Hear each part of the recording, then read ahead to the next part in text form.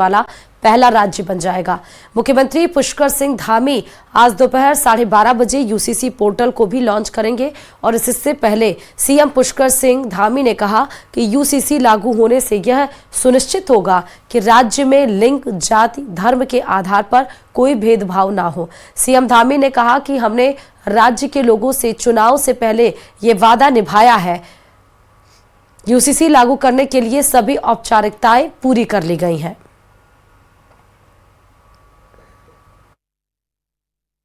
उसकी सभी तैयारियां पूरी हो गई हैं और एक समृद्ध समाज बने जिसमें लिंग, जाति, वर्ग कोई भी भेद न हो, धर्म का भेद न हो, सबके लिए एक कानून।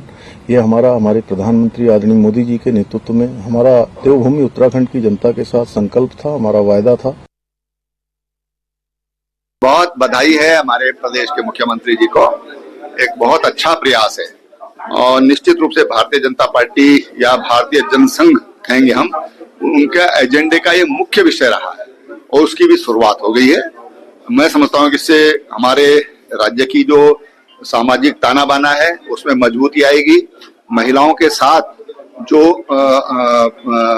अपराध होते हैं या महिलाओं के साथ जो एक विसंगतियां होती हैं समाज में, वो भी इससे दूर होंगी और विशेषकर जो छोटी बच्चियों का विवाह कर दिया जाता है। देखिए, नॉर्थ ईस्ट में भी आपने यूसीसी की बात करी और सबसे पहले क्या क्लॉज लेकर आए कि भाई लॉज में एक्सेप्शन होता है तो एक्सेप्शन करेंगे। इंडिजिनस ट्राइब्स हैं जिन लोगों पे लागू नहीं होता है क्योंकि उनके अद्वितीय किस्म के तौर तरीके होते हैं। तो भाई कौन सी जाति, कौन से धर्म के यूनिक प्रैक्टिसेस नहीं है। पहली बात तो ये एक्सेप्शंस आप कैसे डिसाइड कर रहे हैं कि किसका यूनिक है किसका नहीं है। भारत देश जो है इसकी जो खासियत है विविधता, ठीक है ना। और हम जब बात करते हैं अनेकता में एकता, यूनिटी इन डाइवर्सिटी, तो ये चीज़ जो है this is what makes India special.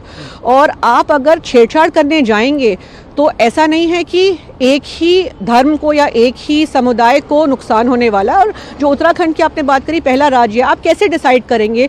उस राज्य में हर अलग अलग प्रांत के लोग आते हैं। जो प्रोविजंस हैं उनको लागू नहीं कर पाए, ये वास्तव में संविधान निर्माताओं के साथ में देश का धोखा है।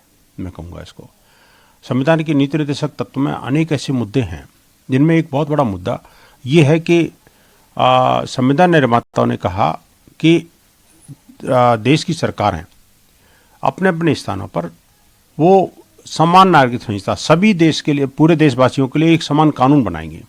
लेकिन दुर्भाग्य से 76 वर्षों में वो कानून नहीं बना पाए। अब इस बारे में देवभूमि उत्तराखंड का जो शासन, प्रशासन और सरकार जागी है, तो मैं कहूँगा कि ये साधुवाद की पात्र हैं। उत्तराखंड में आज नई शुरुआत होने जा रही है। बीजेपी का राष्ट्रीय एजेंडा रहा यूनिफॉर्म सिविल कोड उत्तराखंड में लागू होने जा रहा है और इस काम का सेहरा मुख्यमंत्री पुष्कर सिंह धामी के सिर सजने जा रहा है। इसी पर देखिए ये रिपोर्ट।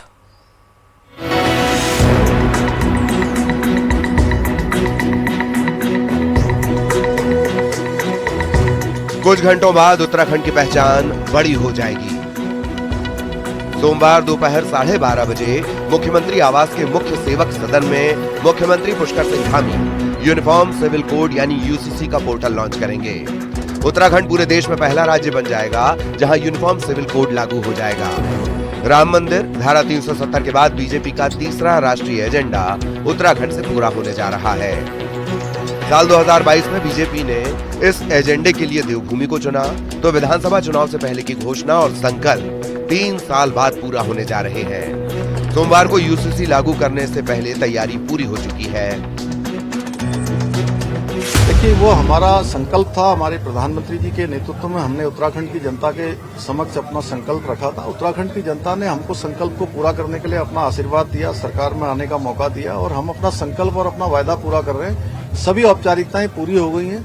कल विधिवत रूप से, औपचारिक रूप से उसको जो है उत्तराखंड देवभूमि में लागू कर दिया जाएगा। उत्तराखंड में यूसीसी ऐसे दिन पर लागू हो रहा है जब ठीक अगले दिन 28 जनवरी को प्रधानमंत्री नरेंद्र मोदी उत्तराखंड आने वाले हैं। मौका राष्ट्रीय खेल का होगा, लेकिन जाहिर है बीजेपी का जो संकल्प सीएम पुष्कर सिंह धामी पूरा करने जा रहे हैं, तो शाबाशी प्रधानमंत्री नरेंद्र मोदी भी देंगे। मुख्यमंत्री खुद मानते हैं कि यह काम प्रधानमंत्री और गृह मंत्री के मार्गदर्शन और जनता के समर्थन के बिना संभव नहीं था। आजादी के बाद ये शुरुआत उत्तराखंड से हो रही है। यूनिफॉर्म सिविल कोड हम लागू कर रहे हैं। उत्तराखंड की देवतुल्य जनता को मैं धन्यवाद करता हूं। उन्हीं के कारण से हम ये काम कर पा रहे हैं। हमारे आदरणीय प्रधानमंत्री जी का, गृह मंत्री जी का धन्यवाद कि उनके मार्गदर्शन में एक अच्छा ये जो समान नागरिक संहिता है उसके लिए देवभूमि उत्तराखंड पहला राज्य बन रहा है देश की आजादी के बाद, जहां से गंगोत्री प्रारंभ हो रही है। बिल्कुल देवभूमि से एक नई नजीर पेश हो रही है और भारतवर्ष के लोकतंत्र में और संविधान में जिस बात का उल्लेख था कि राज्यों में समान अवसर संहिता देश के अंदर लागू होनी चाहिए, मेरा राज्य पहला राज्य बन रहा है। मुख्यमंत्री पुष्कर धामी जी को मैं बधाई दे रहा हूं कि उत्तराखंड से ये गंगा बहने निकल रही है। यूनिफॉर्म सिविल कोड लागू होने के बाद उत्तराखंड में शादी, दहेज, तलाक, उत्तराधिकार, बच्चा गोद लेने के लिए एक जैसी व्यवस्था होगी, तो लिव इन रिलेशनशिप को कानूनी मान्यता देने की बात भी यूसीसी में है। यूनिफॉर्म सिविल कोड यानी सबके लिए एक कानून और आजादी के बाद ये कानून लागू करने वाला उत्तराखंड पहला राज्य बनने जा रहा है। जाहिर है इस पर बहस भी होगी, पर फिलहाल पूरे देश की नजरें सोमवार को उत्तराखंड पर टिकी होंगी, जब बीजेपी का राष्ट्रीय एजेंडा यूसीसी उत्तराखंड में लागू होगा। दीपांकर भट्ट, न्यूज़ 18, देहरादून। और चलिए दिल्ली से इस वक्त की बड़ी खबर यह है कि आज घोषणा पत्र आम आदमी पार्टी जारी करेगी। दिल्ली चुनाव के लिए घोषणा पत्र आज आम आदमी पार्टी जारी करेगी। दोपहर 12 बजे अपने वादों का पिटारा आज आम आदमी पार्टी अपने घोषणा पत्र के जरिए खोलेगी और ये घोषणा पत्र दिल्ली के पूर्व सीएम अरविंद केजरीवाल जारी करेंगे। ये बता दें इसके पहले भी दो वर्गों को साधने की कोशिश आम आदमी पार्टी की तरफ से की गई थी। एक तो महिलाओं के लिए उन्होंने महिला सम्मान योजना शुरू की और बुजुर्गों के लिए संजीवनी योजना की शुरुआत की, यानी दोनों वर्गों को साधने के साथ ही आज घोषणा पत्र 12 बजे आम आदमी पार्टी जारी कर देगी, जहां 5 फरवरी को 70 सीटों पर विधानसभा चुनाव होने वाले हैं। करेंगे गुरु शरणानंद के आश्रम में जाकर गुरु शरणानंद जी और गोविंद जी गिरी जी महाराज से मुलाकात भी करेंगे। श्रृंगेरी, पुरी और द्वारका पीठ के शंकराचार्यों से भी मिलकर संवाद करेंगे। शाम 6:40 पर दिल्ली के लिए रवाना हो जाएंगे गृह मंत्री अमित शाह और उसके बाद दौरे को लेकर सुरक्षा एजेंसी अलर्ट पर है। और इस बीच में अमित शाह ने ट्वीट भी किया है। उन्होंने कहा है कि संपूर्ण विश्व को समानता और समरसता का संदेश देता है ये संगम नगरी प्रयागराज। सनातन धर्म का महासमागम महाकुंभ केवल तीर्थ स्थल ही नहीं बल्कि देश की विविधता, आस्था और ज्ञान परंपरा का संगम भी है।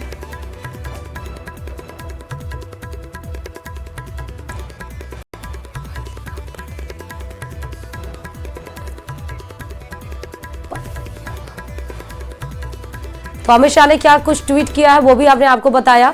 और आज गृह मंत्री अमित शाह प्रयागराज पहुंचने वाले हैं। त्रिवेणी संगम में आज डुबकी लगाएंगे और जो वहां के प्रसिद्ध अखाड़े हैं वहां पे भी जाएंगे। महामंडलेश्वर और गुरु से मुलाकात भी करेंगे, प्रसाद भी ग्रहण करेंगे गृह मंत्री अमित शाह।